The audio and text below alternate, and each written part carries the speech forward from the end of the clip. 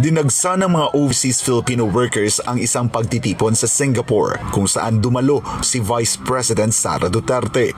Ang nasabing pagtitipon ay bahagi ng selebrasyon ng 10th anniversary ng Singphil Events and Services. Saya ako dahil nagkaroon ako ng panahon para bumisita dito sa Singapore at makasama ang ating mga overseas Filipinos na nagtatrabaho, nakatira or nag-asawa dito sa Singapore. Sana ay sa susunod, always looking forward to the next visit para makasama ulit ang ating mga kababayan dito sa Singapore. Sa kanyang talumpati, pinasalamatan ni VP Sara ang mga OFW sa lahat ng kanilang sakripisyo, hindi lang para sa kanilang pamilya, kundi para sa bayan. Hindi rin pinalagpas ni VP Sara ang pagkakataon na maibahagi ang mga programa at proyekto ng Office of the Vice President na milyon-milyong Pilipino ang nakikinabang.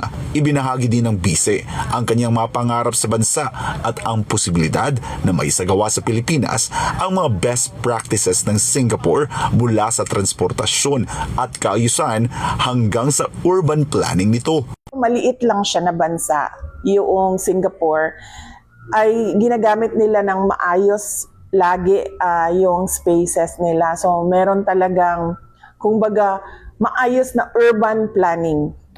Yung kanilang paggamit ng kanilang lupa.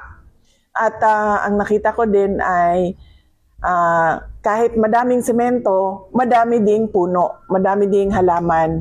No? So meron talaga silang mga lugar na naglalagay sila ng green open areas. At kahit saan ka man mapunta or nakalsada, meron talagang mga green pockets na makikita mo at makakatulong yon din sa atin dahil nakikita natin yung urban landscape tsaka urban planning na napakaganda dito sa Singapore. Hinimok din ng bise ang mga OFW sa Singapore na ipagpatuloy ang disiplina, kaayusan at laban kontra korupsyon.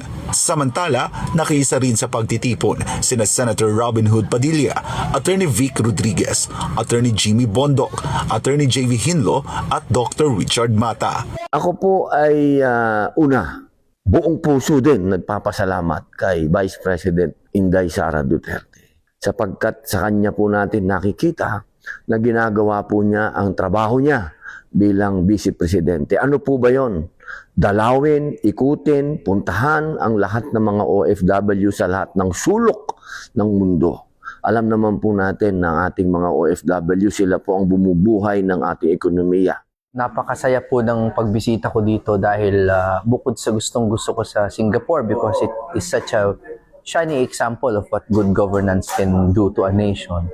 Yung Filipino community dito is really one of the most vigilant, most knowledgeable, tsaka pinakamababait na community sa mga OFW na napansin ko, no?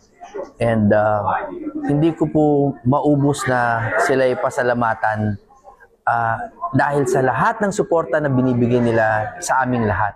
Napakaganda ng Singapore, napaka-well-developed ng Singapore. Ako po'y nangangarap na balang araw ang Pilipinas maging kagaya rin ng Singapore.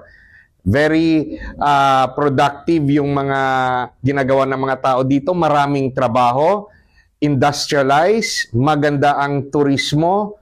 Kung maayos natin ang ekonomiya ng bansa natin sa Pilipinas, I'm looking forward na hindi na kailangan mag-OFW ang mga Pilipino dahil yung mga trabaho doon na mag-aantay sa atin sa ating bansa.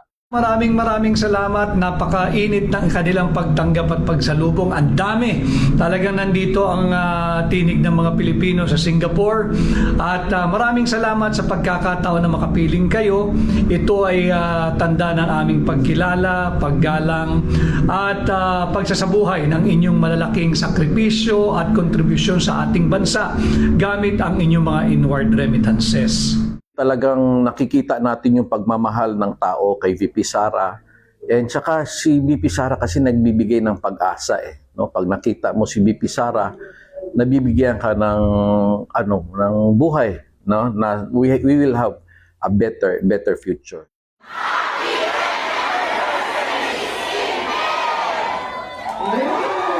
Para sa Diyos at sa Pilipinas kong mahal, ako si Jason Rubrico, SMNI News.